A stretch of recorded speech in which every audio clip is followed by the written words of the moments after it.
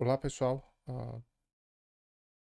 Prazer estar aqui apresentando essa aula sobre carcinogênese, onde a gente vai conversar sobre os mecanismos envolvidos na transformação neoplásica de uma célula. Esse slide eu começo mostrando aqui no fundo um corte histológico de um carcinoma para relembrar a morfologia do que é uma neoplasia, uma neoplasia maligna. Então, a gente tem aqui ainda um revestimento epitelial íntegro, tá? Mas a gente observa que existe um conjunto de células aqui epiteliais com morfologia atípica invadindo o tecido conjuntivo.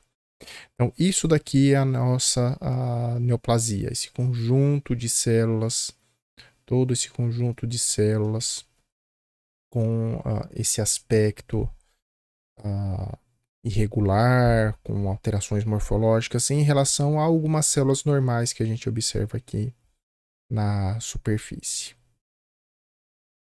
Bom, antes da gente entrar nos mecanismos propriamente ditos, é bom a gente relembrar o conceito do que é o câncer. Então, é uma massa celular originada pela mutação de genes e permite proliferação celular de maneira excessiva e desregulada, independente de estímulos fisiológicos que regulem o crescimento. Então, alguns termos chaves aqui são mutação de genes. Então, nós vamos ver que boa parte dos mecanismos envolvidos no desenvolvimento de uma neoplasia maligna, de uma neoplasia de maneira geral, depende de mutações em genes. A doença, como o próprio nome diz, né, básico, neoplasia, um crescimento novo, então está associado à proliferação celular, então a gente precisa ter alterações num conjunto de genes que estejam envolvidos com mitose e proliferação das células. E isso tudo ocorre de maneira autônoma. Tá? A célula escapa de qualquer mecanismo regulatório que a célula possa ter. Bom, esse processo pode ser espontâneo, tá? Ou pode ser mediado por algum agente carcinógeno, um agente químico, radiações, tá? Radiação ultravioleta, no exemplo aqui, alguns agentes infecciosos, vírus são os mais importantes, mas não os únicos, tá? Bactérias e fungos também podem participar disso, e a gente vai ter, como comentei, alteração no DNA e uma coisa importante é que essas alterações costumam ocorrer o tempo inteiro nas nossas células. Só que nós temos mecanismos de reparo de DNA eficientes. Tá? Então, por isso que a grande parte da população não desenvolve um câncer. Tá? Apenas uma pequena parte. E aí entram mecanismos que envolvem falha no reparo desse DNA, o reconhecimento desses defeitos, impedindo que a célula sofra apoptose, por exemplo. Tá?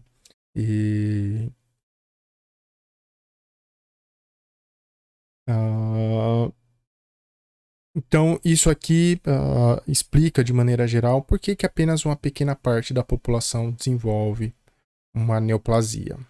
Tá? Bom, quando a gente fala de câncer, a gente está falando de um conjunto de células, tá? Uma lesão grande e, lógico, começa microscopicamente. E, teoricamente, tá? Tudo que a gente precisa é que uma célula sofra um conjunto de mutações e escape desses mecanismos para que a gente tenha uma neoplasia. Então, é o que essa ilustração mostra, tá? A gente tem no nosso corpo células que estão no ciclo celular proliferando, tá? Dando origem às células filhas que mantêm essa população e dão origem às células filhas que irão seguir um caminho de diferenciação. Algumas dessas células no caminho de diferenciação ainda possuem alguma capacidade de fazer mitose, de se multiplicar. Porém, de maneira geral, as células em diferenciação terminal, aquelas células especializadas, já não são mais capazes de fazer mitose, de se dividir. Então, majoritariamente, é considerado que essas mutações vão ocorrer tanto nessas células tronco, que mantém essa população celular, ou nessas células filhas que ainda possuem alguma capacidade multiplicativa. Então, que é o que a gente vê aqui, tá? O tumor originado a partir ou dessa célula tronco ou a partir de uma célula filha e passa a proliferar de maneira irregular. Uma coisa importante é que, teoricamente, basta que uma célula acumule um conjunto de mutações, tá? Que permite com que ela escape dos mecanismos protetores que o nosso corpo tem. E que é a chamada teoria clonal das neoplasias. Isso quer dizer que, como a gente vê nesse esquema, que a neoplasia é feita de clones dessa célula original? Não, tá? A neoplasia, o câncer, principalmente aquele que já é detectado clinicamente, possui já uma população heterogênea de células. E isso explica também por que a gente tem diferentes comportamentos clínicos para o mesmo tipo de neoplasia. Então, quando a gente fala de um câncer de mama, existem variações grandes, diferentes formas como a célula pode se comportar clinicamente. Câncer de pele, câncer de boca, todos. Tá? Porque a célula, à medida que vai proliferando, ela vai acumulando mutações. Tá? E isso faz com que, eventualmente, a doença propriamente dita tenha diferentes comportamentos. Tá? Mas tudo isso originou lá com uma célula que acumulou mutações para ter essa capacidade. Quantas mutações? Centenas de mutações, milhares de mutações. Não é apenas uma mutação que faz um câncer, a doença câncer. É um conjunto. Existem mutações que são mais estudadas, existem mutações que têm um interesse clínico maior, tanto do ponto de vista diagnóstico, prognóstico, quanto do ponto de vista terapêutico. Tá? Mas aquela célula termina tendo uma grande variedade de mutações. Outra coisa importante é que essas mutações levam tempo para acumular no corpo. Então, esse primeiro gráfico aqui nos mostra a incidência de neoplasias a cada 100 mil pessoas. E a gente vê que, em função da idade, a gente vê que isso, à medida que a população envelhece, a incidência de neoplasias também aumenta. Então, neoplasia ocorre em criança? Tá? Sim, ocorre. A pessoa pode nascer já com a neoplasia? Sim, é possível. Tá? Porém, esses são eventos mais raros. E a incidência de neoplasias em criança é menor do que em adultos e pessoas idosas. Outra coisa importante é que, para que as mutações ocorram, tá? E quando a gente fala principalmente de mutações causadas por um agente carcinógeno, a gente precisa que haja um tempo de exposição. Então, quanto mais a pessoa é exposta àquele agente carcinógeno, maior é a chance dela desenvolver uma neoplasia. Então, que é o que a gente vê aqui, anos, a porcentagem de ocorrência de câncer de bexiga, nesse exemplo, em função de anos de exposição a um agente carcinógeno. Por exemplo, aqui pode ser derivados da anilina que surgem no metabolismo no nosso corpo da anilina que podem causar câncer de bexiga. Tá? Então, quanto mais a pessoa fica exposta àquela substância, pior vai ser a chance de desenvolvimento de neoplasia, maior a chance de desenvolver uma neoplasia. Tá? Então, aqui, esquematicamente, justamente o que a gente tem é justamente isso. Uma célula acumula mutações e, com o passar do tempo, mais mutações vão surgindo. Então, a gente vê que a célula inicialmente aqui, a primeira célula, tem uma cor aqui meio rósea, tá? E à medida que o tempo passa, vai mudando aqui a cor, isso indicando mudança no perfil de mutações, até que eventualmente a gente tenha uma lesão mais agressiva que invade tecidos adjacentes, tá? E isso é um ótimo exemplo, por exemplo, é o que a gente vê no colo uterino, tá? O câncer do colo uterino pode ter o seu diagnóstico precoce feito, e são essas lesões, tá? Chamadas lesões intraepiteliais de baixo grau, que são considerados muitas vezes displasias, tá? Ainda não são uma neoplasia propriamente dita, tá? E aqui morfologicamente comparando com o epitélio normal, o epitélio pavimentoso estratificado normal, aqui esquematicamente, e mostrando que inicialmente a gente tem uma lesão confinada ao território normal do tecido, mas a gente já vê alterações morfológicas aqui nessas células no seu terço inferior. Tá? Então, são alterações morfológicas que a gente, comparando aqui com o epitélio normal, onde a gente vê essa hierarquia de diferenciação normal, a gente começa a perder isso. E, eventualmente, aqui nessa neoplasia intraepitelial de alto grau, tá? Ou uma displasia severa, a gente vê envolvendo toda a espessura do epitélio, porém ainda sem romper a membrana basal, tá? Que é o que vai ocorrer num carcinoma invasivo, que é o que a gente vê aqui nessa última imagem, tá? A invasão do tecido conjuntivo por essas células epiteliais. Bom, antes de falar dos genes propriamente ditos, é bom a gente saber que tipo de mutações ocorrem. Tá? Existem basicamente, mas não só, tá? Mas basicamente 2 tipos de mutação envolvidas na carcinogênese, no surgimento de um câncer. Tá? E essas mutações irão envolver genes que regulam o processo proliferativo, tanto genes que estimulam a proliferação, quanto genes que inibem essa proliferação.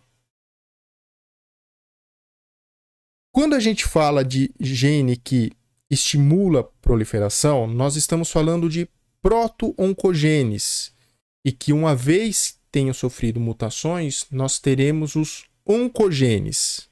Então, oncogenes são genes mutados que estimulam a proliferação celular.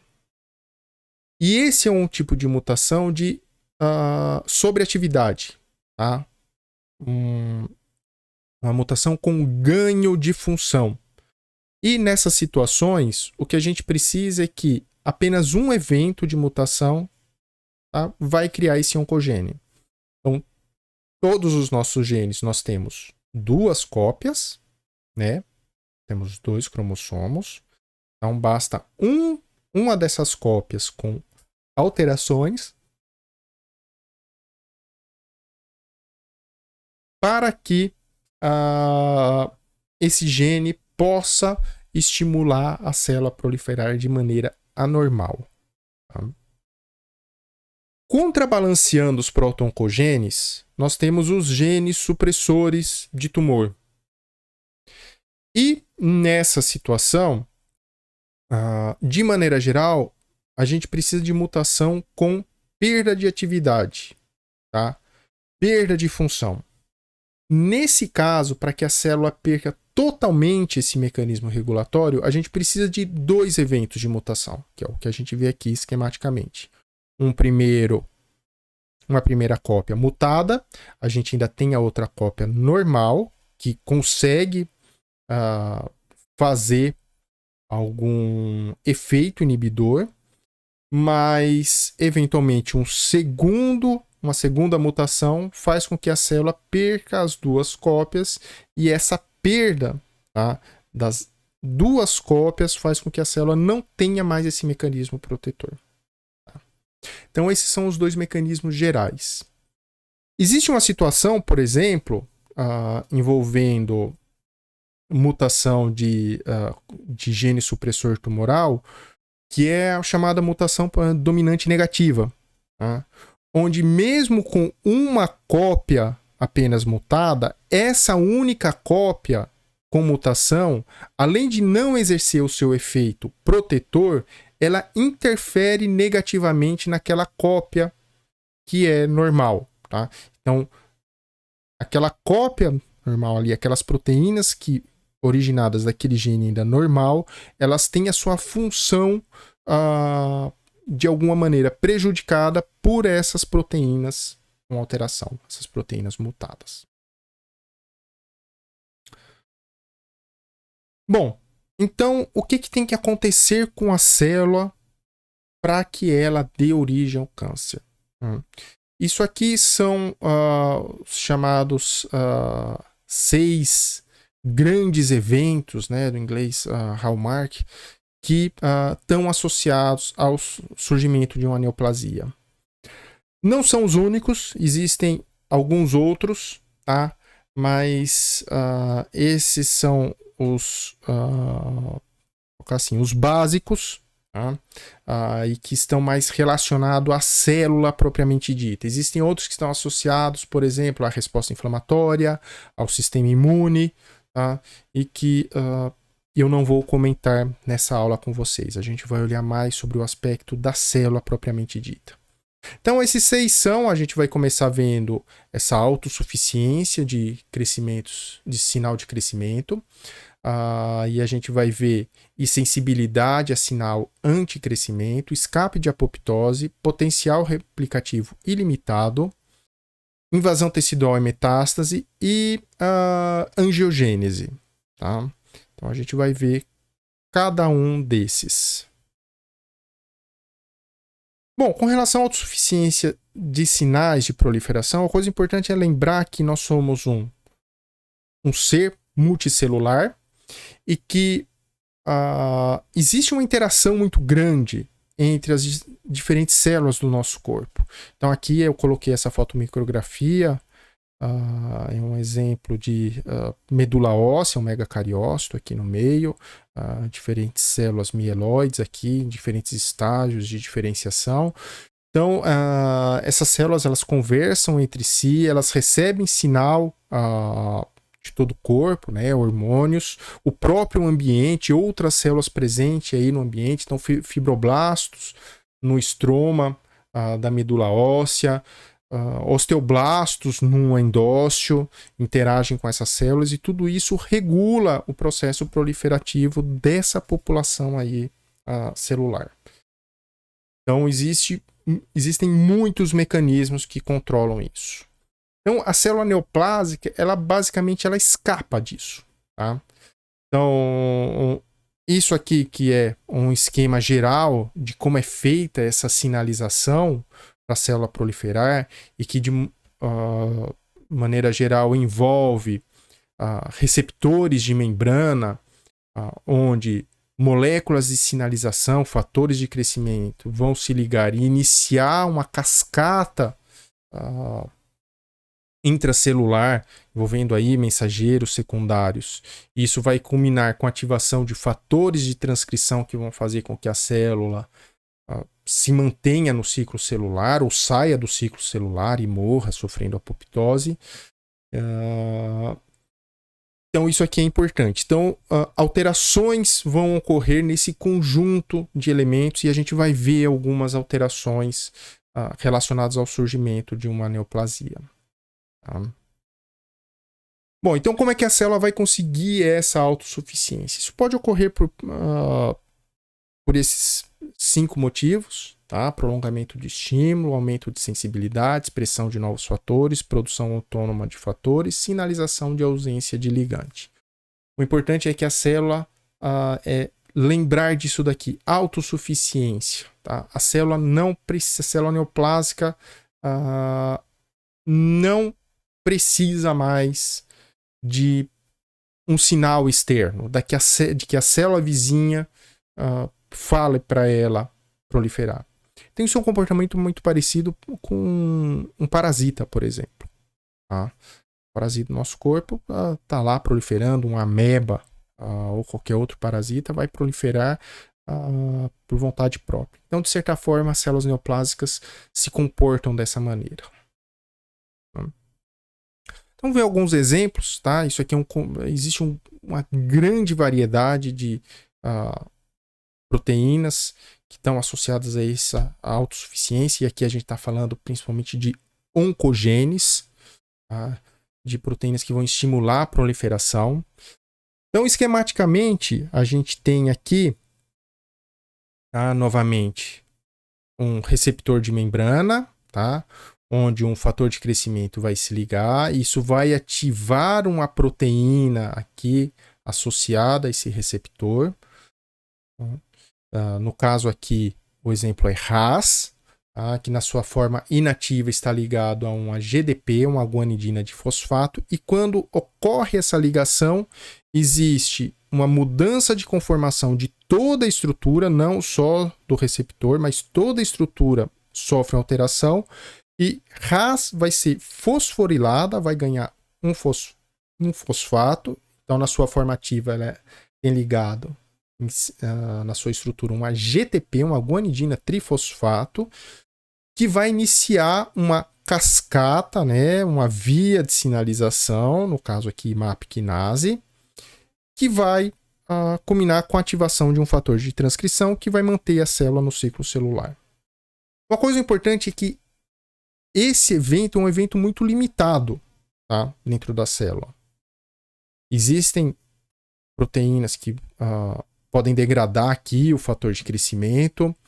A própria RAS é um regulador desse processo. Então, RAS, quando está na forma ativada, essa mudança de conformação dela permite que ela vai ser fosforilada, mas ao mesmo tempo vai expor um sítio fosfatase que vai remover esse fosfato aqui e ela volta para a forma inativa. Então, ela não permanece assim em condições normais de maneira indefinida.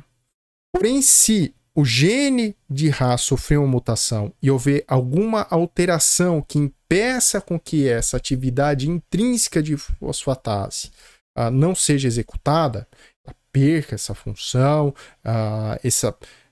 essa região tenha uma sequência de aminoácidos diferentes que faz com que seja inativa. Então, nessa situação, vai fazer com que RAS permaneça na sua conformação ativa de maneira indefinida, mantendo uma sinalização, uma cascata de sinalização e mantendo ativado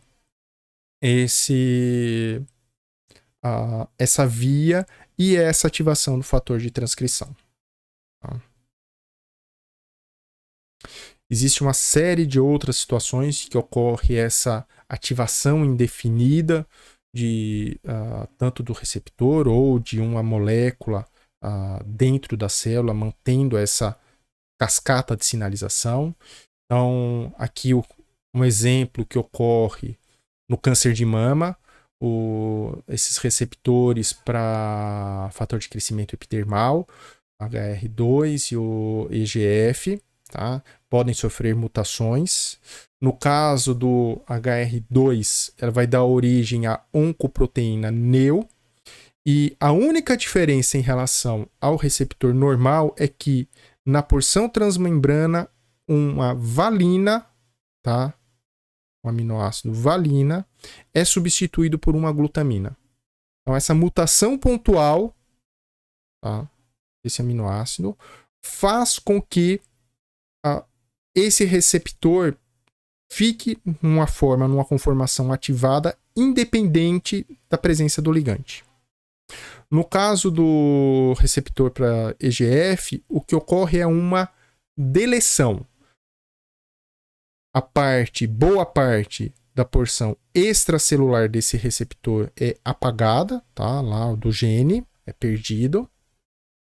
E isso vai dar origem à oncoproteína ERB, onde tem só um pedacinho da porção extracelular, a porção transmembrana e a porção intracelular com atividade de tirosina quinase, ela fica numa forma ativada. Então, dessa maneira, essas duas situações, isso mantém a resposta, mantém essa atividade de início de uma cascata de sinalização para a proliferação celular ativada. Uma outra maneira que pode ocorrer é quando a gente tem translocações, tá? Então, troca de posição de segmentos de cromossomos, e isso vai dar origem a proteínas quiméricas, tá? Proteínas mutantes, e que exercem essa atividade de quinase. Esse é um exemplo que ocorre no intestino grosso, no câncer de cólon, onde a gente tem uma proteína quimérica que tem uma porção de um receptor de membrana cuja expressão vai estar regulada pela região promotora e parte do gene de uma tropomiosina que não é muscular. Então, isso são genes independentes, tá? Dando origem a proteínas com funções distintas. E a hora que existe uma troca de posição de fragmentos de cromossomo, a gente termina tendo essa porção interna aqui, que é um domínio quinase, que passa a ser expresso juntamente com esse pedacinho aqui, a domínio transmembrana, passa a ser expresso, regulado por essa região promotora. Qual que é o grande problema disso? Essa região promotora aqui é de um gene housekeeping, tá? É um gene que a célula expressa ali constitutivamente o tempo inteiro. Ela precisa de tropomiosina para exercer uma série de funções dentro da célula. Então ela termina sintetizando essa quimera com atividade de quinase, e essa atividade de quinase vai estar associado a uma cascata de sinalização para a proliferação celular. Tá? Existe uma série dessas translocações conhecidas. Essa translocação aqui ocorre na leucemia mieloide crônica. É uma translocação entre os braços longos, porção final do braço longo do cromossomo 9 com boa parte do braço longo do cromossomo 22, dando origem a esse cromossomo Filadélfia, que é esse cromossomo pequenininho aqui. E com isso vai haver o surgimento de uma proteína quimérica aqui, que também tem atividade de tirosina quinase, mantendo essa ativação. Esse cromossomo Filadélfia vai dar origem a uma proteína quimérica chamada BCR-ABL, tá? Que tem essa atividade de manter uma cascata de sinalização para a célula mieloide proliferar. No linfoma de Burkitt, uma neoplasia de linfócitos, essa translocação ocorre entre os cromossomos 18 e 14, e aqui a gente vai ter esse oncogene, né, formando esse oncogene, uma proteína quimérica, onde MYC, que é um fator de transcrição associado à proliferação celular, vai ter sua expressão regulada pela região promotora do gene da cadeia pesada de imunoglobulinas. Então a célula vai produzir aí essa proteína quimérica que vai ter uma atividade intracelular, fazendo com que essas células proliferem de maneira desordenada. Esse ganho de sinalização pode ocorrer também por uma ligação estável com alguma proteína, por exemplo, a proteína GP55. A GP55 é uma proteína viral, tá, de um vírus que causa uma leucemia eritroblástica em camundongos. Tá, e ela faz uma ligação estável aqui, mantendo a atividade do receptor da eritropoetina de maneira indefinida. Uma coisa importante é que, como eu comentei, é preciso de um conjunto de genes com mutações. Tá? Esse gráfico mostra justamente isso. Isso aqui é um gráfico de um experimento mostrando a percentagem de camundongos livres de tumor em função do tempo em 3 condições experimentais. Então, em todas elas, os animais começam sem tumor. Teve um grupinho de camundongos aqui em azul que teve mutação só em Mike. Esse rosa em Ras, em roxo, as 2 mutações. E a gente vê que a porcentagem de animais livres de tumor cai rapidamente quando as 2 mutações estão presentes. Tá? Então, não é uma mutação que faz uma neoplasia, é preciso ter mais de uma mutação. Seguindo, tá? A gente tem a insensibilidade à sinalização anticrescimento. Então, comentei, nós temos proto-oncogenes no nosso corpo estimulando proliferação celular e contrabalanceando essa atividade, nós temos genes supressores tumorais, tá? Gene supressor tumoral não ocorre só em tumor, tá? A gente tem normalmente no nosso corpo ali funcionando, mantendo esse equilíbrio no processo proliferativo. Então, uma coisa importante é que a maioria das nossas células estão em G0, é um estado de repouso, tá? Isso é importante, essas células não proliferam. Nós temos fatores inibitórios na matriz extracelular, então o próprio ambiente regula a proliferação celular. E muitas células estão em diferenciação terminal, além de estar em G0, elas estão em diferenciação terminal. Tá? Então, são células que dificilmente voltam para o ciclo celular. Saem de G0 e voltam para G1. Tá? Elas ficam naquele estado. E, lógico, supressores tumorais que bloqueiam o ciclo celular e regulam isso daí. Então, esses são os principais mecanismos normais. Tá? Então, um desses mecanismos, uma das proteínas que faz essa inibição é RB. Essa proteína aqui, tá? Ela inibe essa proteína E2F, tá? Que está relacionado à transcrição de genes que fazem com que a célula siga para a fase S do ciclo celular, tá? Sai de G1 e entre na fase S. Então, bastante importante. Então, isso aqui, RB, é um supressor tumoral. E existem situações em que a gente tem mutações e inibição da atividade dessa proteína. Uma situação, tá? Mutação é o que ocorre no retinoblastoma, uma neoplasia que ocorre na retina com células imaturas.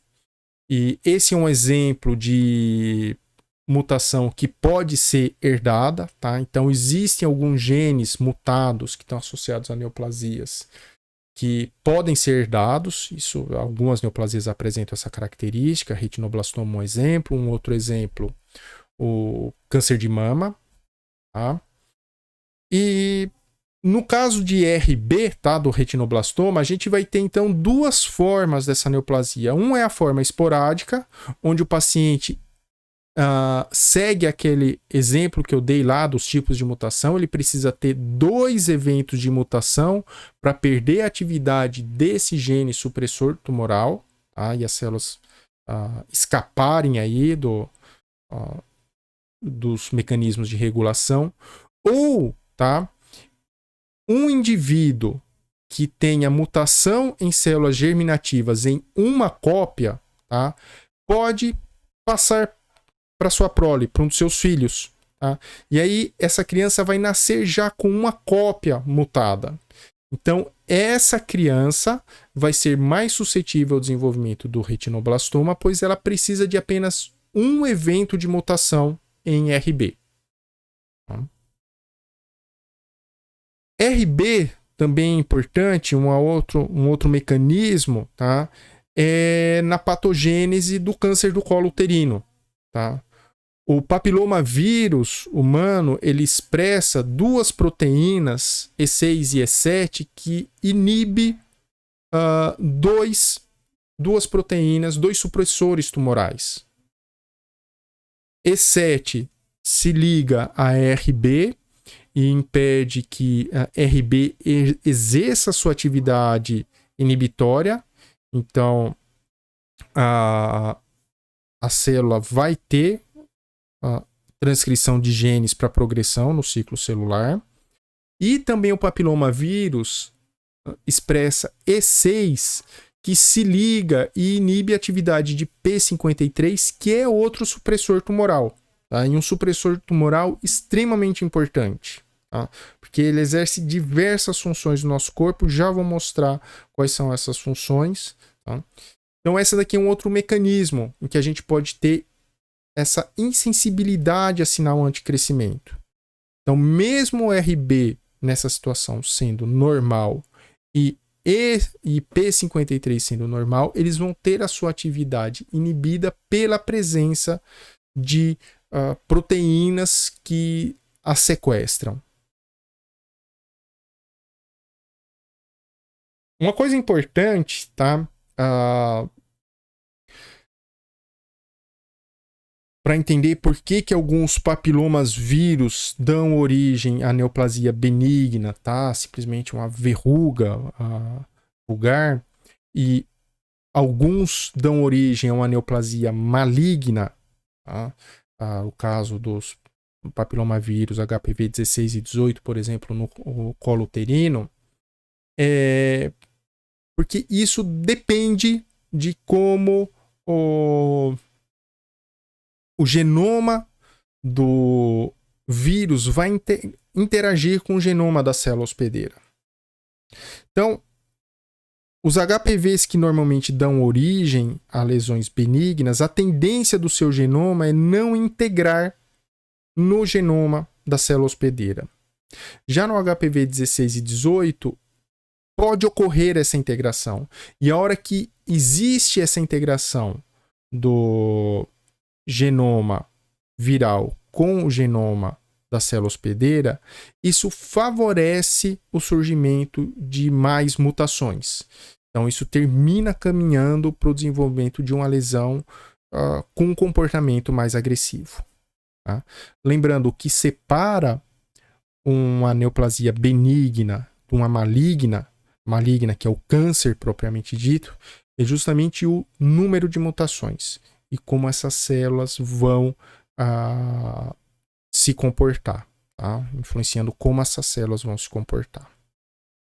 P53 é uma proteína que é extremamente importante para proteção do surgimento de um câncer. Tá?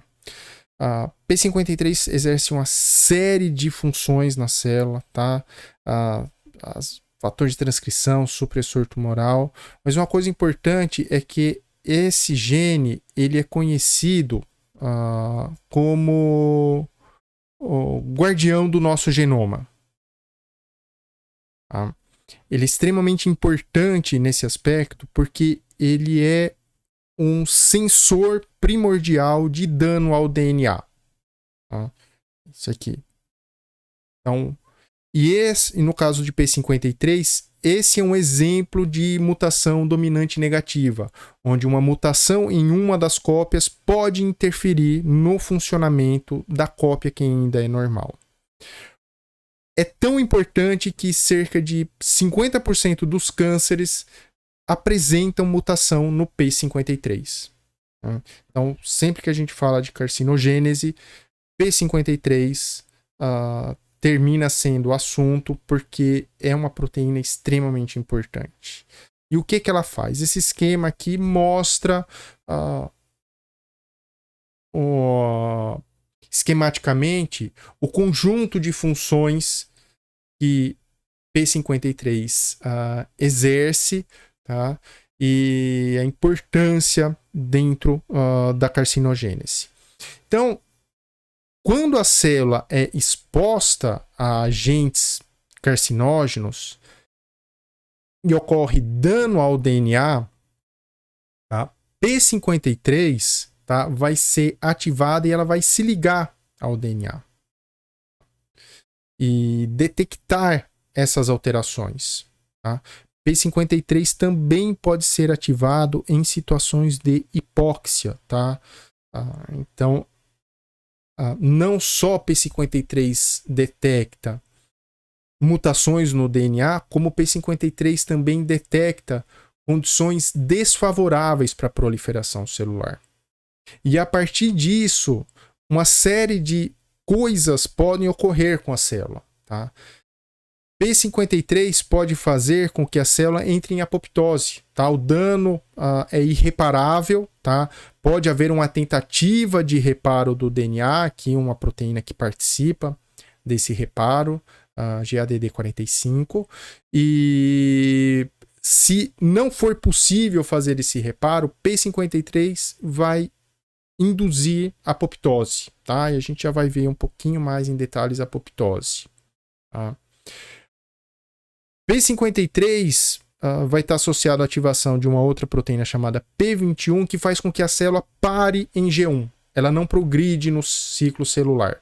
E ela só vai progredir no ciclo celular se houver reparo do DNA. Uma outra coisa que P53 pode fazer é tornar a célula senescente. Tá? O que é isso? Célula senescente é uma célula que a gente pode chamar de envelhecida, velha. É uma célula que não vai entrar no ciclo celular, não vai proliferar mais. Ela é impedida de proliferar. Tá? Então, se a gente tiver mutação ou perda de P53, esse dano no DNA, tá, não vai ser detectado, não vai haver reparo do DNA, não vai haver parada do ciclo celular, não vai haver indução de senescência. Tá? Então a gente vai ter uma célula com mutações, células mutantes, e a proliferação dessa célula termina levando a mutações adicionais, culminando com o surgimento de um tumor maligno. Tá? E escape de apoptose é justamente um dos eventos importantes no surgimento de uma neoplasia. Tá? Parte do mecanismo de proteção contra a neoplasias que o nosso corpo tem é justamente induzir a apoptose. É detectar algo errado no seu genoma e causar apoptose. E isso pode ocorrer por duas vias. Tá? Tanto a via extrínseca, onde a gente tem um sinalizador para que a célula morra. Tá? Então aqui, ligante de faz esse receptor, um receptor de morte, que uma vez ativada, isso pode ser feito pelo sistema imune, tá? Identificando uma célula com mutações através de complexo de histocompatibilidade, e pode induzir a apoptose. E a outra maneira é a via intrínseca, que está associado a P53 e uma série de proteínas mitocondriais, tá? Que vão permitir a saída do citocromo C, formando o apoptossomo, que vai levar, tá, também à morte celular. Como é que a célula vai escapar de apoptose? Então a gente já viu uma maneira, mutação em P53. Mutações em qualquer outro conjunto dessas proteínas, por exemplo, BCL2, BAX, tá? São proteínas aqui inibitórias, estimulatórias de apoptose, tá? Desequilíbrio aí na expressão dessas proteínas impede com que a célula entre em apoptose. Tá? Então, uma proteína inibitória sendo superexpressada, tá? Vai impedir com que a célula progrida para a apoptose. Mesmo via extrínseca, então uma mutação que faz com que a célula não tenha mais o receptor, a porção extracelular do receptor de morte. Então não adianta ter o ligante de Fas lá fora, a célula não vai receber esse sinal e termina escapando de apoptose. Tá? Então a gente começa a ver aqui que mutações que levam à disfunção da proteína dentro dos mecanismos protetores inibitórios que vão estar associados ao surgimento da neoplasia. Tá? Uma outra coisa que as células neoplásicas apresentam é potencial replicativo ilimitado. Tá? Então, mesmo com esses 3 primeiros aspectos, uma célula pode ter limitação na sua capacidade replicativa. E isso vai estar associado justamente a defeitos no cromossomo, defeitos críticos no cromossomo. Então, esse potencial replicativo ilimitado vai estar associado à mutação P53RP escapando da senescência e evitando a crise mitótica que ocorre por ativação da telomerase, evitando morte celular. Vamos ver em mais detalhes isso daqui, é importante. Então, de novo, temos P53 aqui. Então, todas as nossas células, elas têm um limite no número de mitoses que elas conseguem fazer. Tá? E, inclusive, esse é um dos motivos porque nós envelhecemos e terminamos por morrer. Ó. A porção final dos nossos cromossomos tem uma região chamada telômero, que é uma alçazinha de DNA que tem um papel de proteção. Tá? O DNA, se não tiver essa alça, terminar numa fita dupla aberta, ela é extremamente reativa, ela vai terminar reagindo uma com a outra, e isso leva a problemas no DNA, tá? Na sequência de DNA, na estrutura dos cromossomos. Então, nossas células, à medida que vão proliferando, o telômero vai encurtando a cada mitose que é feita. E as nossas células têm a telomerase, que é a enzima que faz o telômero, inativo, principalmente as células somáticas. Tá? E à medida que esses telômeros encurtam, tá? Num determinado ponto P53, novamente, detecta esse encurtamento do telômero, existe um tamanho crítico que faz com que a célula torne-se senescente. Então, P53 causa senescência celular. Se essa célula tiver algum problema com P53, alguma mutação com P53, o que vai ocorrer é que as mitoses vão continuar e, eventualmente, o telômero vai desaparecer. Tá? E aí a gente vai ter a formação de cromossomos dicêntricos, por exemplo, onde as porções livres da fita dupla de DNA vão se ligar e formar esses cromossomos aberrantes. Tá? E essas células vão se dividir. Tá? E a hora que ocorrer a anáfase e for feita a separação dos cromossomos, a gente vai ter a quebra dessas pontes, dessas fusões dos cromossomos, dando origem a cromossomos com defeitos e mais mutações. Uma coisa importante é que, se a célula continuar sem atividade de telomerase, eventualmente essas células se tornam inviáveis. Elas vão ter tantas mutações que simplesmente isso é incompatível com a sobrevivência de uma célula. Porém, se no meio do caminho, enquanto essa célula ainda for viável e for capaz de fazer proliferação, alguma coisa levar à reativação da telomerase, os telômeros serão reconstruídos nos cromossomos. Tá? E nessa situação nós vamos ter câncer. Esses cromossomos estarão cheios de mutações e a gente vai ter lá a telomerase mantendo a estrutura do telômero. Então essa célula ela pode se dividir de maneira infinita, tá? Ilimitada, que não vai existir esse mecanismo biológico aí limitador do quanto a célula pode se dividir, que é a catástrofe mitótica. Um ótimo exemplo disso é uma célula que é muito usada em laboratório, que são as células HeLa. Tá? Célula HeLa é uma célula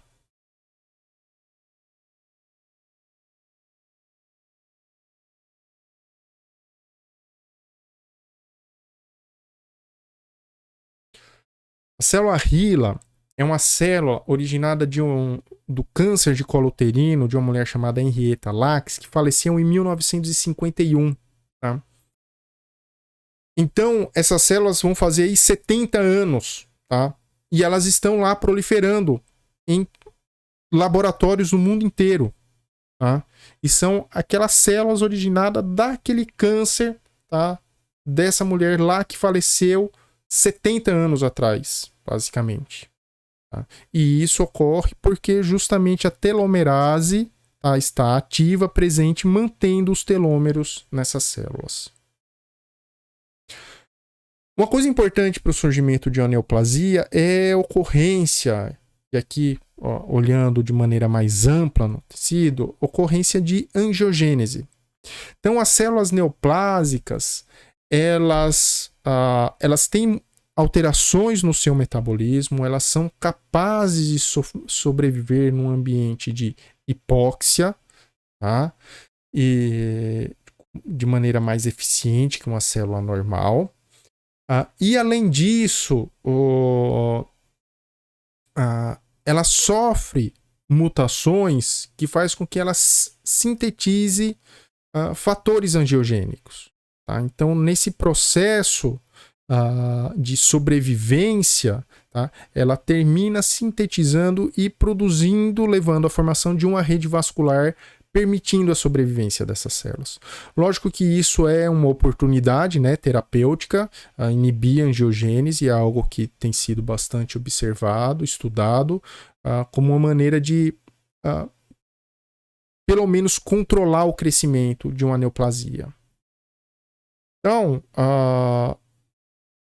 as células neoplásicas, a gente vê que elas gostam de crescer ao redor de vasos sanguíneos, tá? Isso aqui é uma neoplasia. Então, na porção mais distante, então existe um limite do quão distante a célula consegue ficar de um vaso sanguíneo. Então a gente termina vendo necrose para células que estão mais distantes. Isso é importante, principalmente para diferenciar a neoplasia benigna de maligna, tá? O câncer de uma neoplasia benigna. É justamente a presença dessa área necrótica. Isso ocorre porque, apesar da célula do câncer produzir fator angiogênico, tá? Ter o crescimento do vaso sanguíneo, a sua taxa proliferativa termina sendo muito mais rápida do que essa nova rede vascular é capaz de se organizar. Lembrando que esses vasos não são vasos normais, mas são vasos constituídos de células consideradas normais, são células não neoplásicas, tá? Mas cujo mecanismo está subvertido aí para nutrir essas células. E a gente vê isso, pode ver de diferentes maneiras. Aqui é uma outra visão, lá a neoplasia crescendo ao redor de um vaso. Aqui um câncer de mama, mostrando células neoplásicas. E aqui essa massa celular cresceu tanto que a região central é necrótica. Tá? Invasão tecidual e metástase, isso está relacionado principalmente com a agressão do câncer. Tá? Principalmente quando a gente fala de metástase, aí nós também estamos diferenciando o comportamento biológico, novamente, de neoplasia maligna de neoplasia benigna. Tá? As neoplasias benignas não fazem metástase por definição, tá? Isso é uma característica biológica das neoplasias malignas. E o que é isso? Bom, primeira coisa, metástase, tá? São novas massas, crescimento celular originada de uma lesão primária, mas que se comportam de maneira autônoma. Tá? Elas não têm mais ligação com aquela lesão primária, elas se comportam sozinhas, têm o seu próprio padrão de crescimento. Tá? Então, para que isso ocorra, células tumorais devem entrar não só na corrente sanguínea, tá? Mas é uma das vias. As outras vias são sistema linfático ou cavidades, tá? Por exemplo, peritônio. Então as células vão sair, tá? Se desprender daquela massa principal, primária, cair na corrente sanguínea linfática, sobreviver, tá? Nesse ambiente, chegar num tecido à distância, num órgão à distância, novamente migrar, tá? Esse órgão para fora do vaso sanguíneo, o vaso linfático, e sobreviver. Tá? Para que isso ocorra, é extremamente importante o papel de proteínas como Rho e RAC, que estão relacionadas à motilidade celular, à capacidade da célula se mover, integrinas, que estão relacionadas à capacidade da célula a interagir com a matriz extracelular, se ligar à matriz extracelular e migrar, e metaloproteinases que permitem a degradação da matriz extracelular, fazendo com que a matriz extracelular não seja uma barreira para a proliferação da célula. Então, quando a gente tem uma metástase, a gente vê aqui esquematicamente, tá? Então, considerando principalmente uma neoplasia epitelial, tá? Essa célula vai ter que sofrer um conjunto de mutações para que prolifere de maneira excessiva.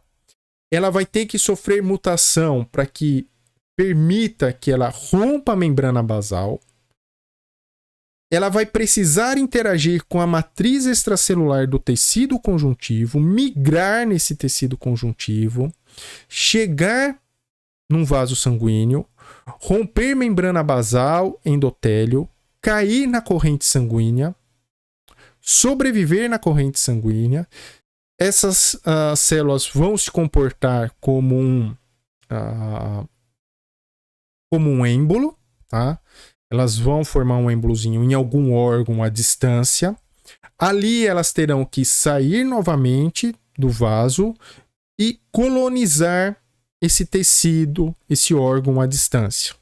Então a gente tem aqui um conjunto de passos que tem que ocorrer, tá? Até que essa célula, a metástase, possa surgir e causar um problema à distância. Então, é uma situação em que existem passos que são mais difíceis, outros que são mais fáceis de ocorrer. Tá? Então, quando a gente fala, tá, principalmente células epiteliais, é muito importante que essa célula se destaque. Então, a célula epitelial normal, principalmente metástase dessas células, é difícil, tá? Essas células, elas têm junções intracelulares que imobilizam de certa forma a célula. Ela tem que perder essas junções para se tornar mais móvel. E isso é um processo que a gente chama de transição epitélio-mesenquimal, e a gente vê aqui nesse carcinoma ductal in situ de mama, então ainda não está invadindo, tá, o tecido vizinho, mas a gente vê essas células neoplásicas aqui, então tudo isso aqui é neoplasia, tá?